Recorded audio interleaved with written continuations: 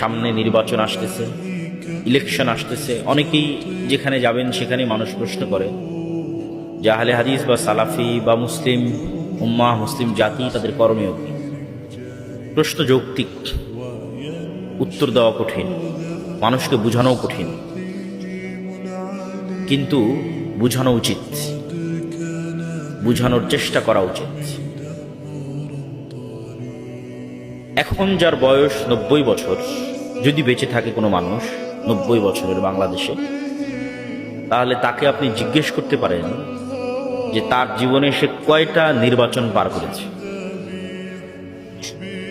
যদি মোটামুটি পাকিস্তান আমল থেকে ধরে বাংলাদেশ আমলের বলা যায় সকল নির্বাচনে সে পার্টিসিপেট করেছে, তাহলে সে আপনাকে ভালো ফিডব্যাক দিতে পারবে যে প্রত্যেক নির্বাচনের আগে মনে করতাম এই দল জিতলে অনেক খুব ভালো হয়, তারপরে জিতার 1-2 বছর পর ওই দলকে গালি দিতে হয়।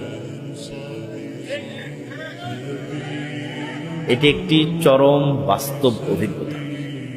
মানুষ যেহেতু শর্ট টাইমে উত্তেজিত হয়, তো ব্রেন আর কাজ করে না, লং টাইমে কেউ চিন্তা করতে পারে না। কিন্তু লং টাইমের একটা সিনারি যদি আপনার সামনে থাকে,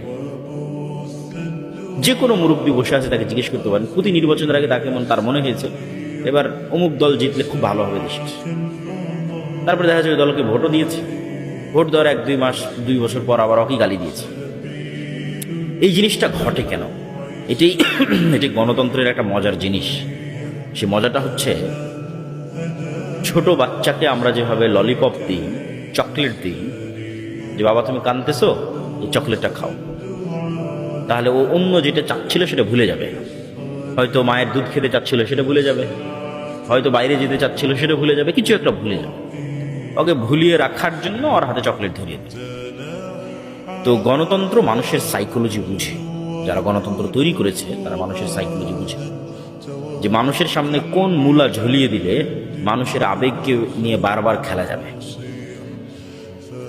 বারবার মানুষের আবেগ তৈরি করা যাবে ছোট বাচ্চার মতো, আর বারবার তাকে ইউজ করা যাবে। সে আবেগটার নাম হচ্ছে যে আপনি একটা ভোট দিতে পারবেন, এটা আবেগ, যে আমি একটা ভোট দিতে পারছি। এই আবেগের মাধ্যমে আপনাকে ভুলিয়ে দেওয়া হবে গত 15 বছর কি হয়েছে, আগামী 5 বছর কি হবে। মানে দেওয়ার পরের দিন থেকেই লাথি শুরু হবে। তারপরে আবার ভাববেন, গালিগালাজ করবেন, অমুক করবেন, তমুক করবেন। আবার যখন ভোট আসবে আবার উত্তেজিত হয়ে যাবেন, আবার সেই দুঃখ কষ্ট ভুলে যাবে, আরে ভোট তো দিতে পারছে, কি মজা, এইবার শেষ করে দেব। তা ভোট দেওয়ার পর আবার লাথি শুরু হবে। এই যে এক গেম, একটা লুপ, ঘুরে ফিরে এক জায়গায়, ঘুরে ফিরে এক জায়গায়, ঘুরে ফিরে এক জায়গায়। এই জন্য মুসলিম উম্মাহকে চিন্তা করতে হবে লং টার্ম। যারা এগুলোতে অংশগ্রহণ করছে তাদের সাথে সরাসরি শত্রুতা, এটা আমি পছন্দ করি না। আমি পছন্দ করি যে আমরাও তো চাই রাষ্ট্রে ইসলাম প্রতিষ্ঠা হোক। তাহলে উদ্দেশ্য, টার্গেট এক, বুঝার ভুল থাকতে পারে, বুঝার ভুল কম্প্রোমাইজেবল, দাওয়াত দিতে হবে, বুঝাতে থাকতে হবে। তো আমাদের উপরও কেউ কথা এটা চাপিয়ে দিতে পারবে না যে আমরা চাই না যে রাষ্ট্রে ইসলাম প্রতিষ্ঠা করতে হবে। আমরাও চাই রাষ্ট্রে ইসলাম প্রতিষ্ঠা হোক।